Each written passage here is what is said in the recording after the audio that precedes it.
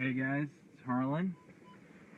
I'm in for DML again. This is another one of my, I guess you'd call it drive-in talks.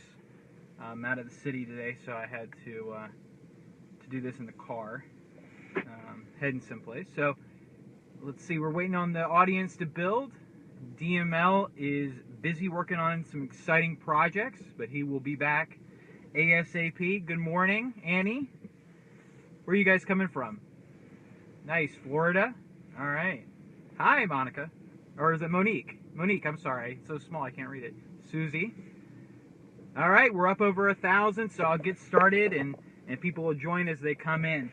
One thing that I had to talk about, and I know DML's put up a lot about it, is this controversy surrounding John Lewis. So John Lewis, for those of you that don't know, was a civil rights leader. And he's a guy that deserves an enormous amount of respect, okay? But here's the thing. Just because you've done great things in the past does not mean that you are infallible.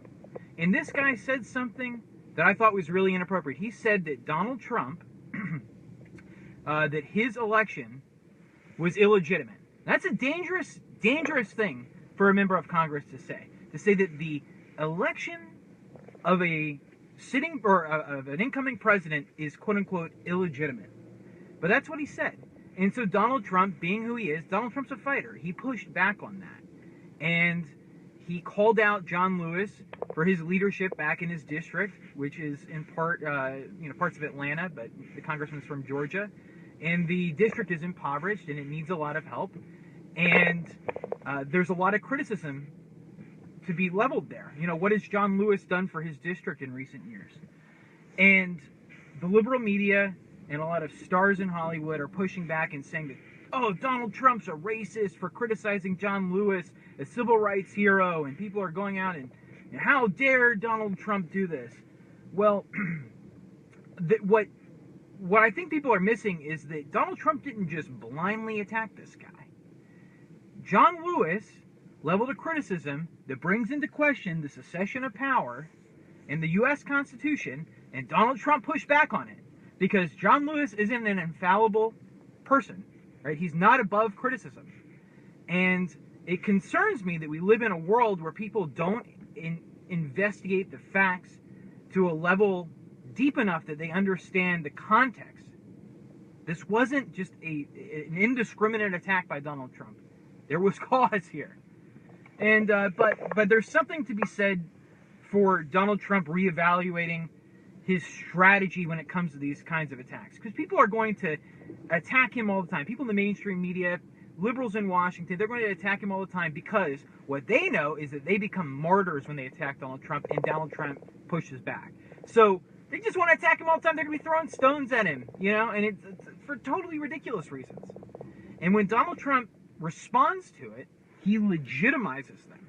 And so what I would like to see is for Donald to let people like me, people like Dennis, people like Sean Hannity, people like Bill O'Reilly, let us push back for you. People like Kellyanne Conway, let us push back for you. You don't need to get your hands dirty. You don't need to worry about it. It's not a big deal. These people they're small relative to you in terms of your power. Don't waste your time with that silliness. You know? Let us fight for you. And I think that he's slowly coming to that realization that he doesn't have to take the bait on everything. Because they love nothing more than to elicit this sort of reaction from him. Nothing more. And Donald didn't do anything wrong. But the point is, just don't expose yourself to it. Let us do it. Let us do it. And so I think he is getting much better at that. And you know, I think when the reality of getting into the White House sets in, he's going to be so damn busy. He's not going to have time for any of this. I'm sure he's going to be tweeting, and he is. I mean, and he should because it's his most powerful tool. But I think that he's going to get so busy with minutia of making America great again, working on. Well, primarily in the first 100 days, I think that they're going to do a lot of work around the ACA, and I'm really, really proud of what Paul Ryan, a guy that I don't really support. I think that he's an incredibly flawed guy. I do not like the way that he treated Trump. But Paul Ryan's doing the right thing with repealing Obamacare. He's following through on it. They're doing it the right way. They're not just going to do a full blanket repeal and they will have nothing to replace it. No. What they're saying is we're going to replace the entire thing, but we're going to do it one piece at a time. That is the smart thing to do. That's what Obamacare should have tried to do. Instead of having some big law that we don't even know what's in it before we pass it. No, to hell with that. To hell with that. Let's pass small little pieces of legislation. We know what's in each one so that we can really study it. We can have a national conversation about what we're doing before we do it. So this is the right way to do it. Paul Ryan deserves an enormous amount of credit for doing that, for actually following through. He's not just talking anymore. He's actually following through with some real substance. And I think that that's the Trump influence. If Trump wasn't there and it was just some other stand-in guy, I don't know, whoever. I'm not going to badmouth anybody, but generic candidate. I don't think that Paul would have to follow through on it. But that's what all I'm gonna say about Trump's tweeting and Representative John Lewis. But let's get on to something else. So I know we can't stop talking about Hillary, and we had some interesting news that the mainstream media wasn't covering, which is that the Clinton Foundation is laying off staff. Yes, what they came to the realization on is that nobody really cares about what they were doing in terms of their philanthropy, because largely they weren't showing any results. I mean, there was a couple projects that were good, but by and large, I'm not seeing the return on investment with the Clinton Foundation. And so what happened was, after Hillary lost her election, the money dried up. Can you imagine that? People no longer wanted to throw their money blindly behind the Clintons because they couldn't get any access to people in power. Because you didn't, for the first time in a long time, for the first time in decades, you did not have a Clinton running for a major position of power. And so the money dried up from Saudi Arabia. The money dried up from Australia. The money dried up from South Africa. It dried up from all over the world. All these tin pot dictatorships and countries that wanted influence, including our allies, that wanted influence over an American leader, they no longer wanted to throw their money behind the Clintons. And so now they're going to have to lay off staff. They're killing the Clinton Global Initiative, which is CGI. That means that basically the heart and soul of the Clinton Foundation is no more. The only reason that we know about this isn't because the Clinton Foundation released a statement. No, it's because some intrepid reporter, I believe at the Daily Caller, I'll have to double check that, but some intrepid reporter was looking at New York, what do you call it? When you lay off a lot of people in New York, you have to send a notice, and I forget the acronym, but you have to send a notice to the state letting them know that you're laying off all these people. It's called a plant closure, and because they're laying off so many people, they file this thing. And in the reason for the plant closure, they put discontinuation of the Clinton Global Initiative. And so they started digging deeper, and that's how we found out what was going on at the Clinton Foundation. So, they're no more. I think this pretty much discredits any opinion that Democrats have leveled before the election, which is that the reason that the Clintons were able to raise literally hundreds of millions of dollars was because people in foreign countries like Saudi Arabia just loved what the Clintons were doing. They just loved the humanitarian work of the Clintons. No, they did it because they wanted to have a line to Hillary and Bill. All right, so we all knew that. Anybody with a brain and that was being intellectually honest with themselves knew why they were able to raise so much money, and now they're not able to raise any. So they're laying off, dozens of staff, and they just close this up. The layoffs will be finalized April 15th, so that's pretty soon.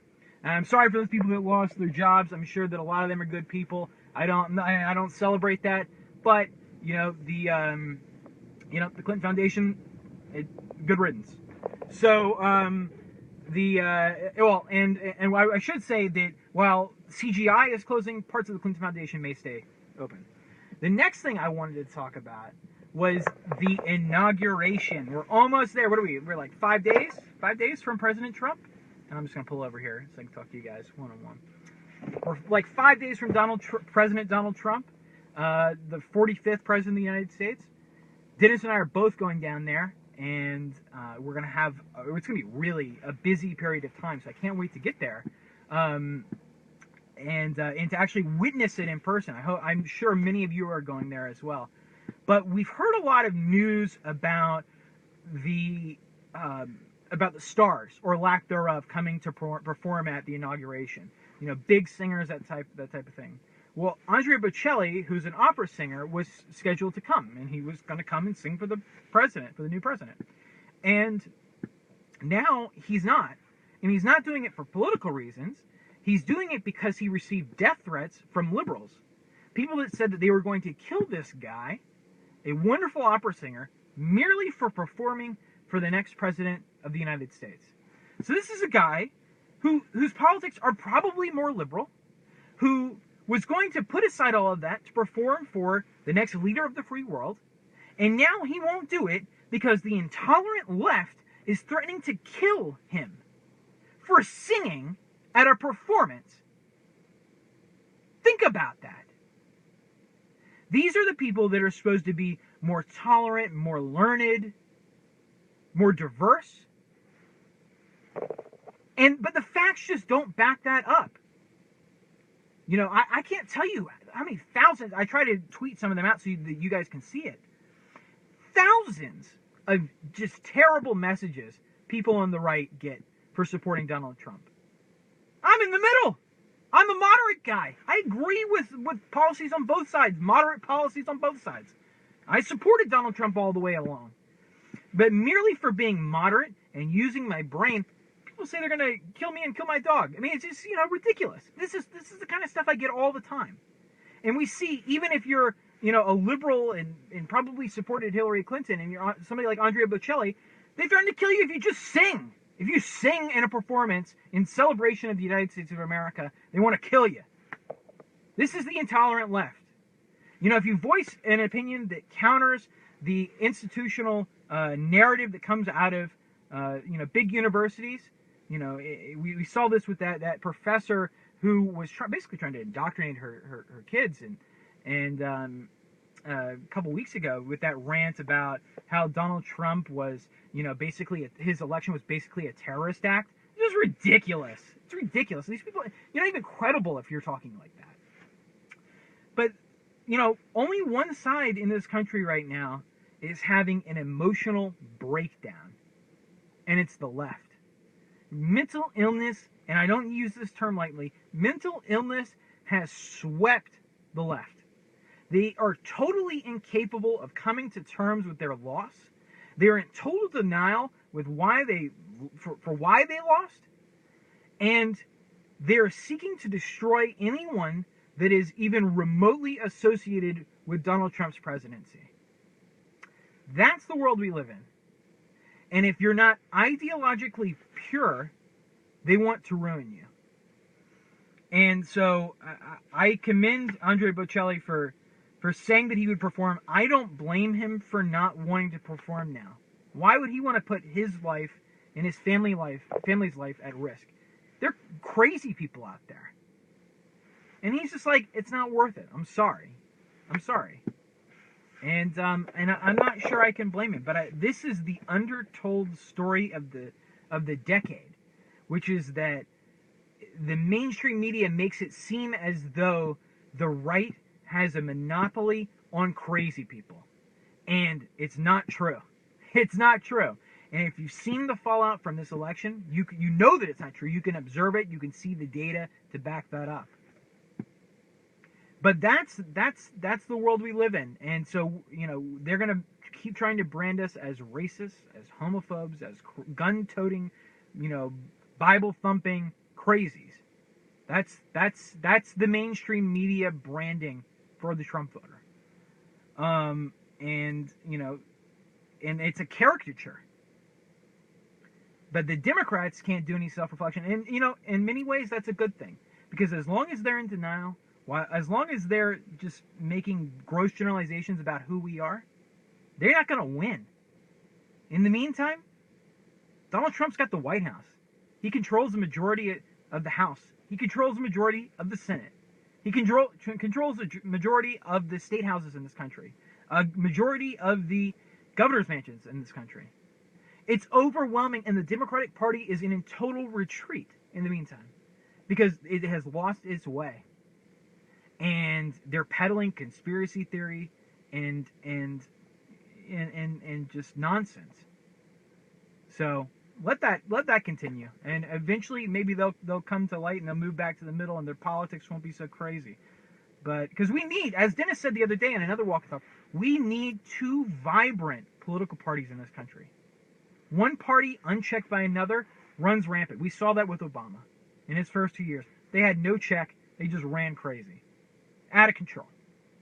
And while I don't think that's going to happen under Donald Trump, it could happen under another Republican president where it's not checked. You need two good, moderate, reasonable parties, and right now we only have one. So that's the world we live in, and I'm so sick of it. I'm just going to mention this one more time because I know you're probably sick of hearing about these Hollywood guys, but I'm so sick of these snowflakes. And I've resisted using that term for so long, but I just watched, before I got on, I was watching another video of these Hollywood stars singing "I Will Survive." Yeah, of course you will, because Donald Trump's a reasonable guy. Anyway, the next thing is that moving back beyond just the gossip is that we got some good news yesterday with Peter Thiel, who's been a longtime supporter of Donald Trump and is a billionaire co-founder of PayPal. He was a co-founder of Palantir, which is a big data startup. He's invested in a lot of different startups, including Facebook, was an early investor in Facebook. Peter Thiel is apparently now considering running for governor of California. Peter Thiel is what I would classify as probably a libertarian, very moderate guy, but politically very consistent and an intellectual giant, and has been a longtime supporter of Donald Trump. You probably remember him speaking at the Republican National Convention this past year in support of Donald Trump, and he's probably one of the only vocal, visible, out Donald Trump supporters in Silicon Valley. And so he deserves a lot of credit for that, because I know that there were many, many more. They just didn't have the guts to stand up. Peter Thiel did. And now he's considering running for governor of California. I think that's really good news. I think he's going to have a hard time, though. California's moved pretty far to the left. And as we saw with the election, they turned out a lot of voters for Hillary Clinton. And I remember times when there were good governors from California that were more moderate, and that's just not what they have now. But Peter Thiel could be an interesting one. So I just wanted to bring that up as something for you guys to watch in the coming days, because I think he's going to make some announcements on that front. So in conclusion, I want to thank you guys. Dennis will be back soon. Make sure that you get the DML app. It's on Android and the Apple App Store, so you can get it on both now. I use it religiously. I've got Android and iPhone, so I try them both, and it's great because as news breaks, you get a push notification, pops up on your phone and says, hey, check this article out. This is something you really, really need to know. Or, hey, Dennis is about to do a walk and talk. Click here to open it, and it pulls it right up in the app. It's great. You can watch the videos full screen. You don't even have to think about it. You don't have to worry about it, because when it's time for you to go and watch something on the DML app, it lets you know. So make sure you get it. It's play.google.com if you have an Android phone, or it's on the Apple App Store if you have an iPhone. With that, look forward to being back with you guys soon. It's a lot of fun as always. Sorry I had to do it from a car. I'm just not in the city, and I'm on the move. So you guys have a great Sunday and enjoy church and all of that. I hope it's not too cold where you are. All right, bye.